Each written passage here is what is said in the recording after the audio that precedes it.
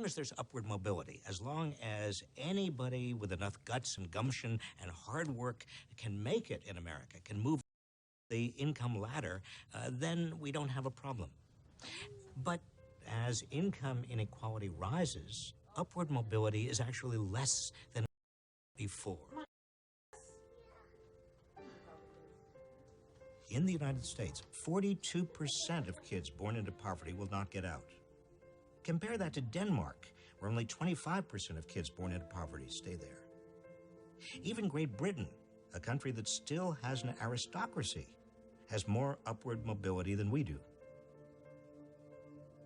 You know, people occasionally say to me, okay, Reich, if you think it can be done better, what nation does it better? Whom should we emulate?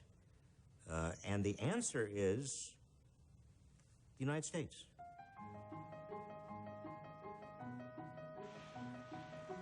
In the 3 decades after World War II, a period that I call the Great Prosperity, the economy boomed.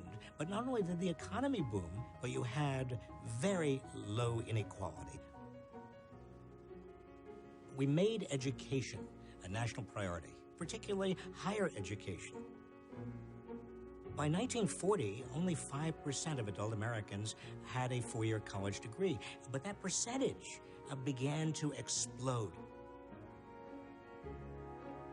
The GI Bill paid college costs for those who returned from war, and the subsequent expansion of public universities made higher education affordable to many.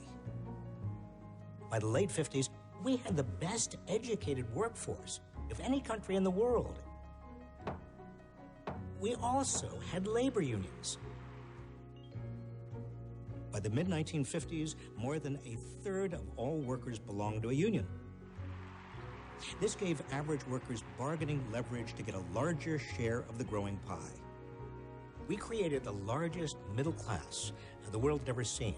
And that middle class was part of a virtuous cycle.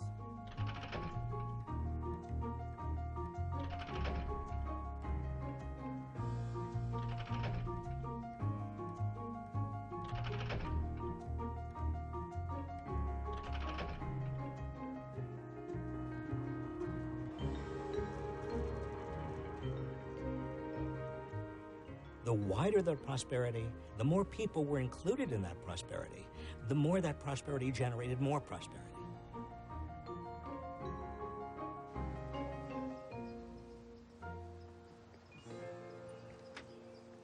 Hello.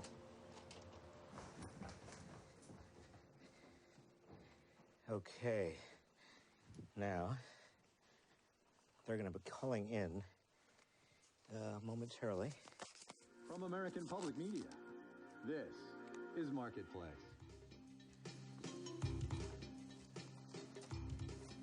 America is already making it harder for young people of modest means to attend college.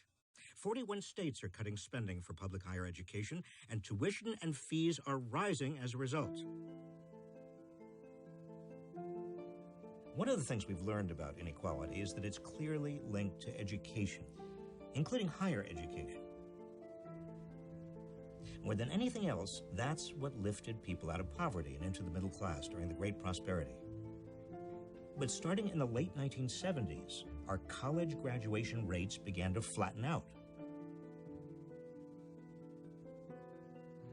Countries that kept focusing on higher education were able to deal with globalization better by creating a highly skilled workforce. Look at South Korea, look at the Netherlands, look at Germany. They've invested substantially in education, in skill building of all of their workers. Even though their wages are high, it's worth it to make stuff that goes into the iPhone from Germany because it is so well made, it is so precise. Basically, every other industrialized country, Japan, Germany, France, they are investing per capita much more public investment in all of the areas, roads, bridges, public education. That's what we're not doing. That's what we have to be doing. We're almost out of time. Start this economy. The economy right now. Not with new taxes. For years, I have been writing about the importance of investing in people, in our workforce, so that our people could compete in this new global economy. And then in 1992, I thought I finally might be able to do something about it. to